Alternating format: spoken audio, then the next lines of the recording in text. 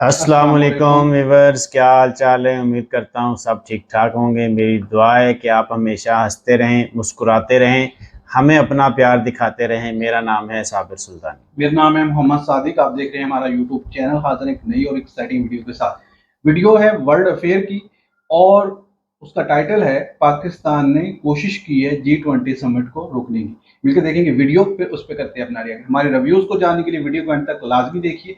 अगर आप हमारे चैनल पर नए, चैनल को लाइक कीजिए, सब्सक्राइब कीजिए और बेल आइकन प्रेस करना मत भूलिए। बढ़ते हैं वीडियो की जाने।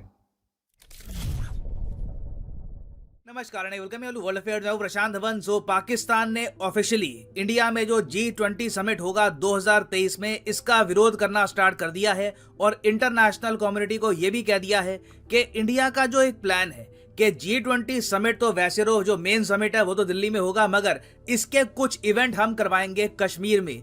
इसको लेकर पाकिस्तान की सरकार ने ऑफिशियली ये कहा है कि हम इंडिया के प्लान को रिजेक्ट करते हैं।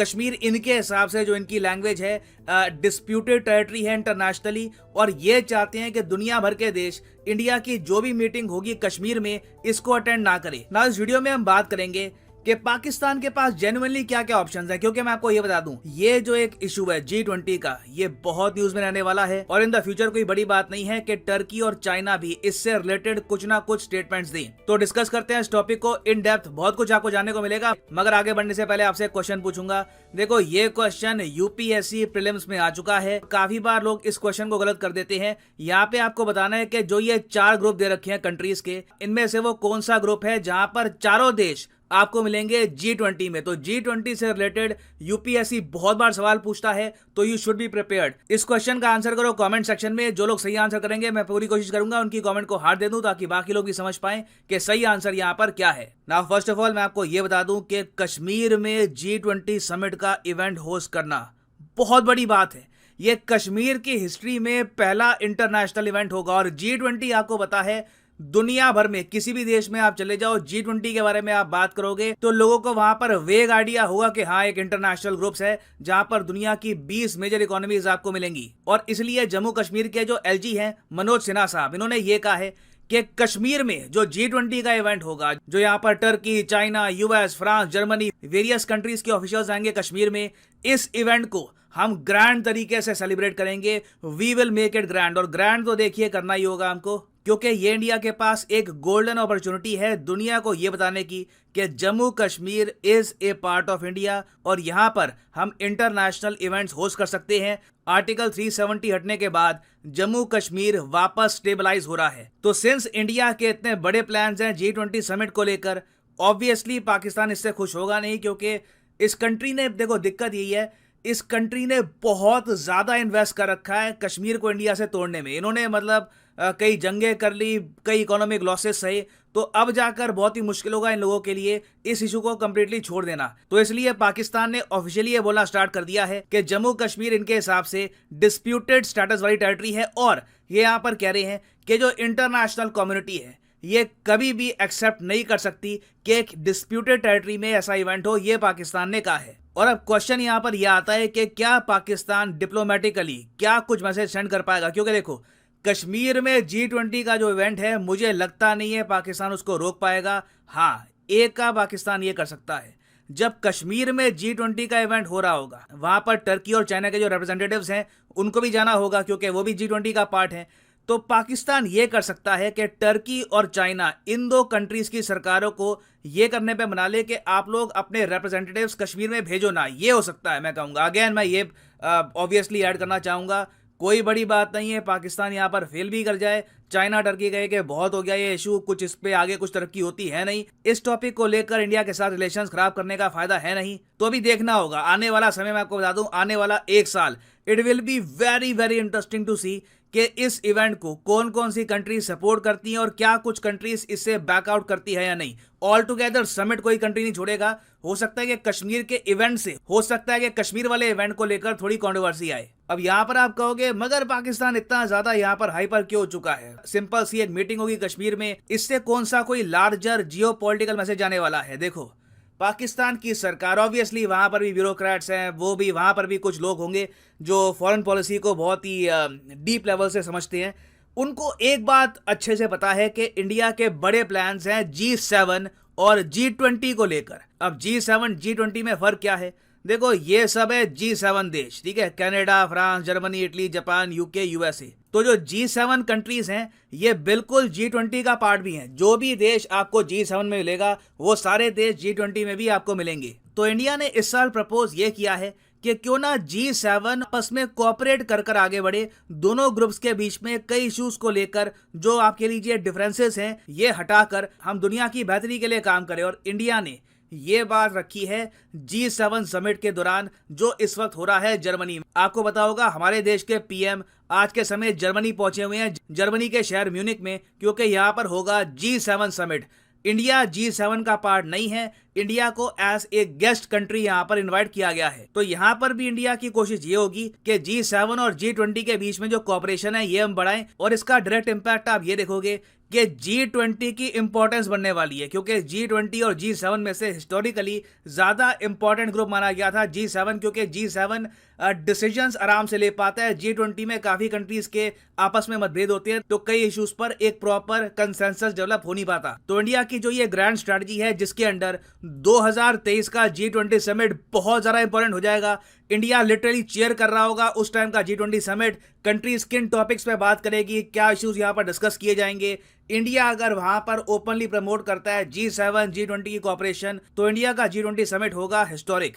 और ऐसे हिस्टोरिक समिट में आप इमेजिन कर सकते हैं कश्मीर, जम्मू कश्मीर भी होस्ट करेगा पहला international summit in its history. तो इससे जाएगा एक बहुत ही ज्यादा पावरफुल मैसेज। और इसलिए आपको याद होगा मैंने अपनी प्रीवियस वीडियो में थंबनेल में ये बात भी ऐड करी थी कि India's brilliant geopolitical move. Usually मैं ये बात कहता नहीं हूं, इंडिया ने काफी मूव चले हैं, मगर ये मैं कहूंगा दिस इज एब्सोल्युटली ब्रिलियंट। तो इंडिया ने अपनी साइड से मूव चल दिया है। अब देखना ये होगा कि पाकिस्तान क्या अकेला इस मूव का विरोध करेगा या फिर कुछ और कंट्रीज पाकिस्तान को ज्वाइन करेगी। अगर मेरे हिसाब से चाइना पाकिस्तान को ज्वाइन करता है इस पर्टिकुलर मूव में, तो बाकी जो वेस्टर्न कंट्रीज हैं ये इंडिया को और ज्यादा बैक करना स्टार्ट कर देगी चाइना को काउंटर करने के लिए। तो हर तरफ से अगर मैं देखूं तो जो गेम ऑफ चेस अभी हमारे सामने है it is in favour of India. India यहाँ पर विनिंग पोजीशन में है। नाउ वापस आते हैं अपने प्रश्न की तरफ कि इनमें से वो कौन सा ग्रुप है 4 कंट्रीज का जो G20 ग्रुप का पार्ट है। तो सही उत्तर यहाँ पे है ऑप्शन ए। जी हाँ, यहाँ पे आप देख पाओगे Argentina is a part of G20। और आप अगर ऑप्शन देखोगे तो सिर्फ एक ही ऑप्शन है जहाँ पे अर्जेंटीना दे रखा है, तो by default this is the right answer. और फाइनली यहाँ पर मैं ये भी ऐड कर दूं, तो व्यूअर्स वीडियो था, पाकिस्तान ने ओपनली कहा है कि G20 एक मुतनाज़ा इलाके पे किया जा रहा है, तो इसको आलमी जो वर्ल्ड फोरम है उसको रोकना चाहिए, ना कि उसका हिस्सा बनना चाहिए। तो देखें भारत कितना इसमें कामयाब रहता है। ये एक बड़ी अच्छी चाल तो चली है, लेकिन ये अगर कामयाब रहता है फिर बात होगी। अगर ये पाकिस्तान कहीं ना कहीं इसमें इसको रोकने में कामयाब रहता है तो ये पाकिस्तान की एक बड़ी कामयाबी डिक्लेयर किया जाएगा। और पाकिस्तान जो क्लेम करता है कि कश्मीर हमारा हक है, वो कश्मीरियों का हक है, या जिस तरह से भी पाकिस्तान उसको मुतनाज़ा एक इलाका डिक्लेयर करता है, तो इंडिया वहां पे इस तरह के वो नहीं करवा सकता। तो ये आने वाला वक्त डिसाइड करेगा होता है या नहीं होता। लेकिन इंडिया ने अपनी तरफ से ये बहुत अच्छी चाल चली है। अगर ये कामयाब हो जाती है तो ये एक बहुत बड़ा एक मूव होगा। सही कह रहे हैं, वो ब्रिलियंट मूव होगा इंडिया का एक जियोपॉलिटिकल हिसाब से, कि उसने कश्मीर में एक मुतनाज़ा इलाके में, जिसको पाकिस्तान और बाकी दुनिया में कई ममालिक क्लेम करते हैं कि वहाँ पे टेररिज्म हो रहा है, वहाँ पे लोगों पे जुल्म हो रहा है, वहाँ पे आए दिन कर्फ्यू लगा रहता है, बाकी सारे इस तरह की चीज़ें रहती हैं। तो अगर इंडिया दुनिया को प्रूव करने में ये कामयाब हो जाता है, तो इंडिया जिस तरह से कश्मीर के लिए आगे बढ़ रहा है, तो ये इंडिया के लिए बहुत अच्छी चीज़ होगी। बिल्कुल जी, मेरे पॉइंट ऑफ व्यू से तो बिल्कुल ये जो G20 के समिट का जो इजलास हो रहा है उसके जो कुछ मीटिंग जो हैं वो कश्मीर में होनी चाहिए।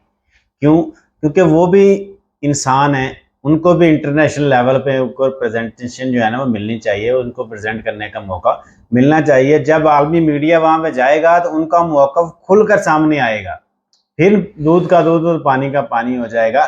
लेकिन ये ऐसा करेंगे नहीं, ये सिर्फ जो है ना इंडिया की वाहवाही के लिए ये सारा कुछ किया जा रहा है कि वहाँ पे मीटिंग्स रख रहे हैं। हालांकि इजलास कहीं और पे होना है, बस चंद मीटिंग्स हैं जी, उसका इन्होंने मीडिया के अंदर छोड़ा हुआ है।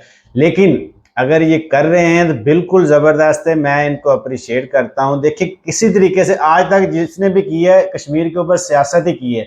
अगर अब मोदी जी की हुकूमत जो है वो कश्मीर के लिए कोई अच्छा सोच रही है या 370 उन्होंने ख़त्म किया है और आगे चल के इंटरनेशनल फोरम के ऊपर उनको वहाँ पे इजलास बुला रही है, तो इससे क्या होगा, कश्मीरी भाइयों को जो है उनका हक मिलेगा, वह उनकी आवाज़ जो है पूरी दुनिया तक पहुँचेगी। तो बिल्कुल मैं तो इससे हक में हूँ कि पाकिस्तान, देखिए पाकिस्तान की तरफ से उस तरह से मौक़िफ़ नहीं दिया गया इस दफ़ा जिस तरह से आना चाहिए था। बस सरसरी सा उन्होंने कह दिया कि देखिए जी इंटरनेशनल लेवल के ऊपर ये जो है ना वो मुतनाज़ा इलाका है, वहाँ पे नहीं होना चाहिए। तो चीज़ ये है कि बिल्कुल मैं इस चीज़ को कहता हूँ बहुत अच्छा मूव है इंडिया का, और उसको मीटिंग्स नहीं, वो इजलास ये उनको चाहिए था कि वहाँ पे करते, ताकि वहाँ पे इंटरनेशनल मीडिया जाता और वहाँ के लोगों की जो आवाज़ है वो पूरी दुनिया तक जाती, ताकि हमें भी पता चल जाता कि देखिए कि वहाँ पे उनके साथ किसी किस्म का भी कोई भी बर्ताव जो है जैसे हमें हाँ, अगर हो तो ऐसा ना हो कि वहां पे आप कर्फ्यू का वो माहौल हाँ रखें। हाँ जी आम जिस तरह से लोगों को आने जाने और मौका मिलता है उसी बिल्कुल तरह माहौल होना चाहिए। ये उस तरह नहीं होना चाहिए कि जिस तरह पाकिस्तान पीएसएल के क्रिकेट मैच करवाता है फुल फोर्स सिक्योरिटी में। इस तरह का अगर आप G20 वहां पे करेंगे कश्मीर में तो वो एक मुज़हा खेल सी चीज होगी। हाँ, आम सिक्योरिटी जो होती है उसके अलावा आम जो हालात है उसी तरह नॉर्मली रहने चाहिए जिस तरह से बिल्कुल आम दिनों में होते हैं। तो बिल्कुल। वीडियो आपको हमारी कैसी लगी कमेंट सेक्शन में लाजमी बताइएगा। वीडियो को एंड तक देखने का शुक्रिया। अल्लाह हाफिज।